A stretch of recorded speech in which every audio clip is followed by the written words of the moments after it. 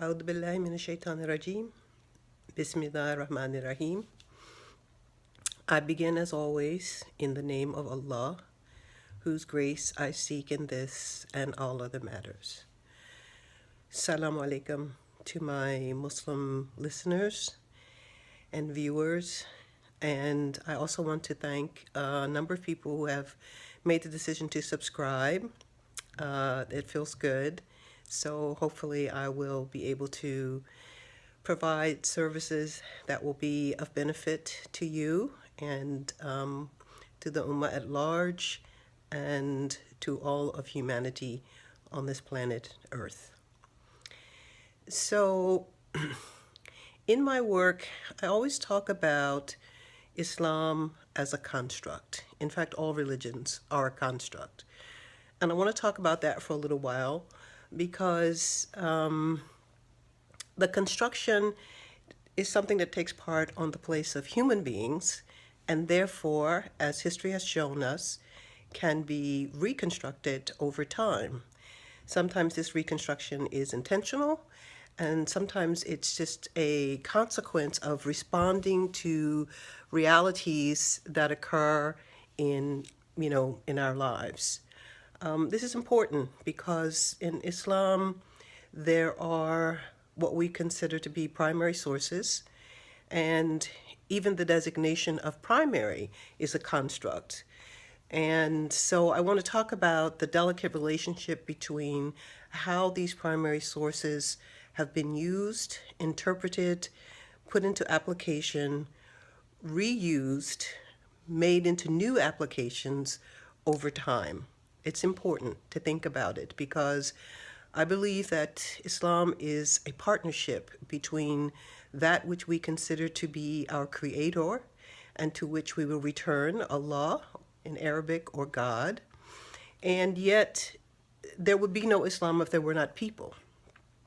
So when the primary sources were provided for us by the mercy and generosity of our Creator, for example, revelation, in the context of Islam, then that means the Quran. We believe that the source of it is divine, that Allah is the original point for this experience of revelation. And that revelation came to our beloved Prophet Muhammad sallallahu alaihi wasallam, or upon him be peace. And we also believe, therefore, that his example, that is what we call sunnah, or normative behavior, and his statements, hadith, plural ahadith, are in fact divinely inspired. So if you have these two divine sources and everybody more or less agrees that these are the sources of what we consider to be Islam, then where's this human construction that I'm talking about? So for example, in my area of expertise, which is the Quran, we have over 6,000 verses. And in these verses, there are some statements that are very explicit, but overwhelmingly, most of the statements in the Quran are about life, a little bit about history, about nature, about the human being itself, the strives for goodness in our lives, the efforts to be able to violate that goodness intentionally and sometimes unintentionally, therefore, to create harm and destruction. We consider this to be a sin. But who is the we? And how do we consider something to be either good or bad? We are not just taking a statement from the Quran verbatim saying this is good and then determine the full purview of what is good or the means for application or what to do in cases of exception with regard to it. Instead, we're having a dynamic, intellectual, spiritual, and practical interaction with these statements in order to be able to allow for the full gist of what it means to be able to establish the good. So over time, the first 200 or 300 years of Islam and Islamic thought, The primary architects of the construction of what is Islam were the jurists.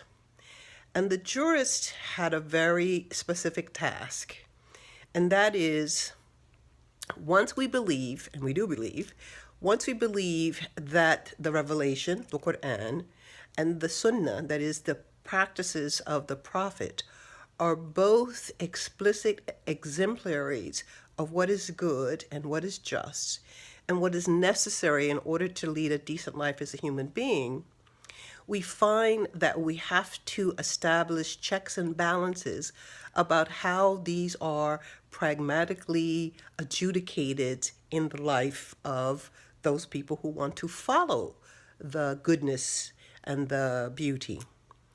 So human beings interact with these sources, which I tend to refer to as the primary sources. That is, we interact with statements in the Quran, with statements made by the Prophet, with our view of the Prophet's behavior, which now only comes to us as a historical record.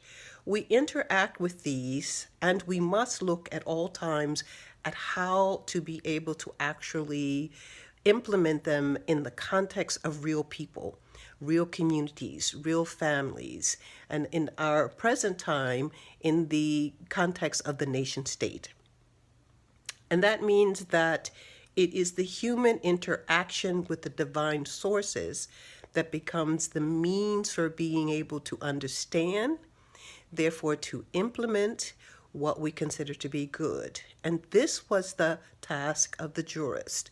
They were clear that Islam is what we call deen, that it is a way of life. But life is full of all kinds of unexpected things and emergencies and natural disasters and also amazing sort of ecological consequences of being on the planet Earth. And that means that life itself is not stable or fixed. Instead, it is dynamic and ever-changing. So how do we take the primary sources and then relate them to real people?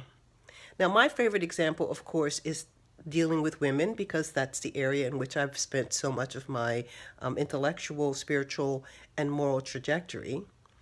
So the Quran leads us to believe that women are fully human beings, and therefore they have full responsibility, for example, with the establishment of the ritual behaviors, with regard to implementing and sustaining what is good.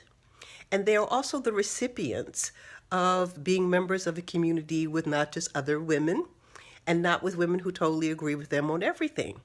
So we have to decide between what is given to us in the primary sources and how those sources can be used as instruments of good for all people.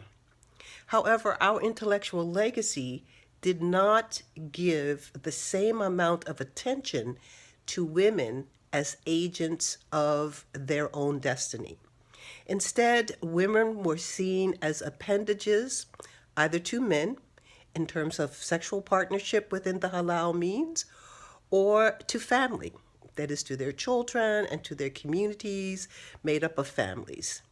Eventually, we notice that although there is this mandate for women's full humanity, that women did not represent themselves as agents at every level in which there might be an adjudication in the context of laws and policies within the community and eventually in the nation state.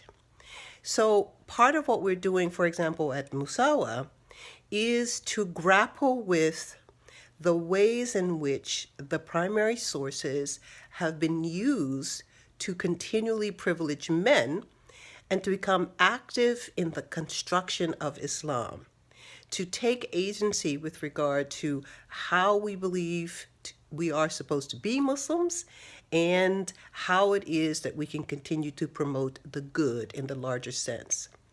So over the course of subsequent videos, I'm going to talk in more detail about some of the specifics of this, For example, I'm trying to figure out how to do Islamic feminism in 10 minutes or less. But look for more comments with regard to it. And also, if you have specific questions that you would like for me to address, please feel free to add something in the comment section. Thanks. Assalamu alaikum.